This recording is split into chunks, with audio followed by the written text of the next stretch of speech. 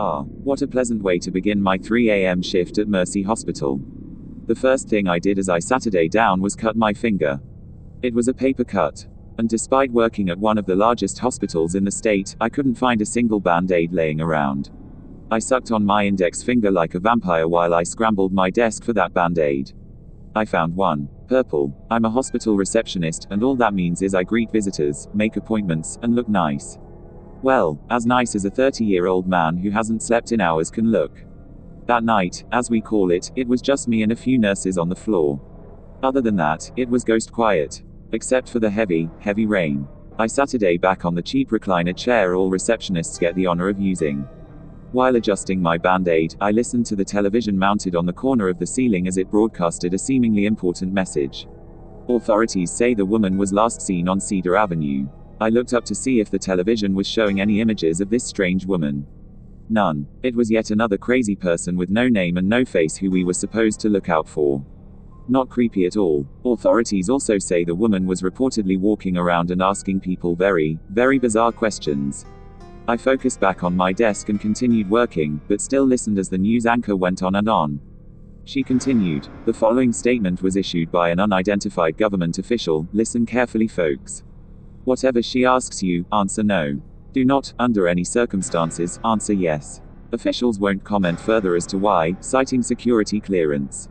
Police are asking that you immediately call 911 if you deem anyone suspicious. I thought that part of the coverage was quite odd.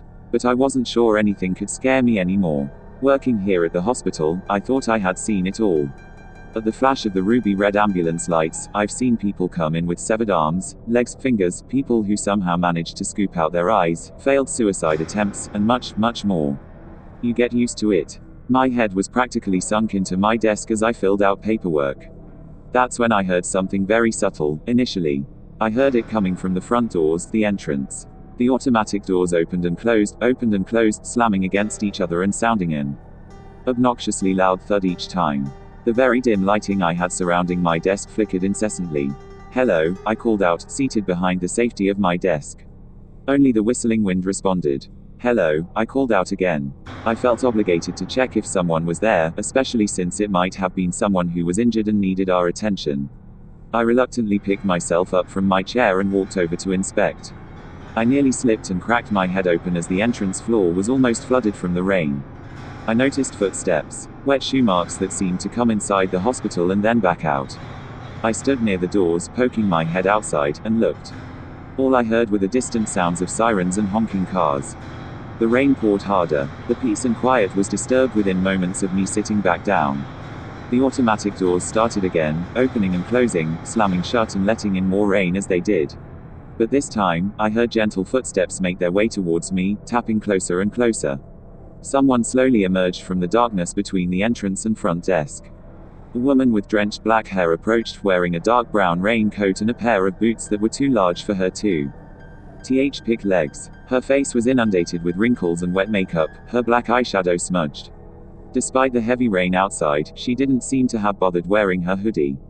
Hello. How can I help you, ma'am? Quote. She didn't respond. She looked around, scanning and observing an unimpressive hospital. Is there something I can help you with?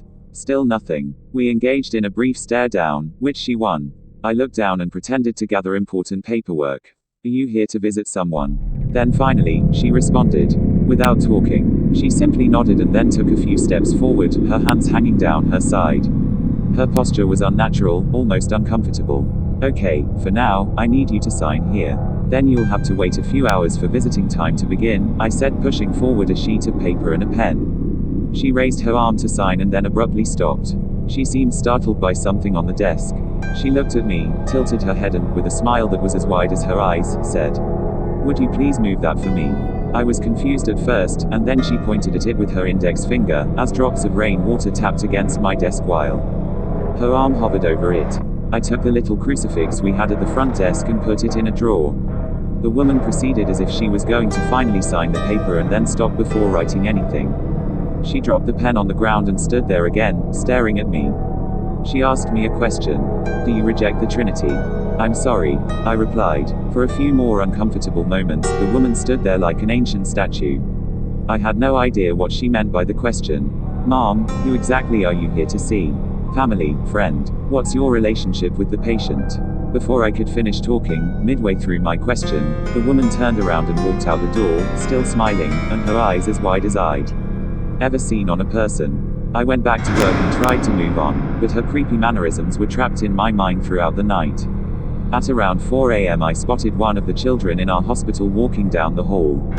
Nina, is that you? I called out. All the kids in the hospital knew me. I was proudly considered one of the cooler employees.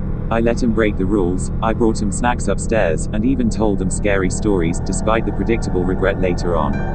The nurses would get angry with me every time I held one of my scary story nights. They always had a bunch of bed sheets to change the next morning. I only did these things for the kids when I wasn't busy, when it was a quiet night. And this was one of those uneventful nights, which of course was a good thing. Anyway, it was very odd to see Nina awake at that time, walking down those shadowy halls. She was absolutely terrified of the dark, and yet there she was. Nina, is that you? I squinted my eyes as I walked towards her. Sorry Matt, she began, I don't want to be there anymore. She had dragged her blue blanket along with her, which was her way of gesturing to us that she wanted to move to another room. The other kids bothering you again? I asked. I took hold of her hand and began walking her back to the elevator. Matt, please don't make me go back up there. I don't like the new nurse. I stopped walking. What? I said, kneeling to Nina's level. She keeps asking us the same question over and over. I said no, so many times. I kept telling her no. But everyone else kept laughing at her and saying yes to her. Please, I don't want to go back up. Nina's words immediately played flashbacks inside my tired, overworked mind. Something about a strange woman going around and asking even stranger questions. I didn't pay enough attention to that broadcast to notice the woman, but even if I had, I thought she had left to the hospital. I ditched the elevator and ran up a flight of daunting stairs, stomping against each step with all the force I could muster. I probably woke up all those sleeping employees, I was so loud. I opened the door to the children's room and couldn't believe my eyes. I checked each room, each one on each floor. I woke up my co-worker nurse and asked about the children. She couldn't find them either. We looked everywhere and put the hospital on lockdown. We set off all possible alarms and other emergency procedures. We didn't find him. All that was left behind were the clothes.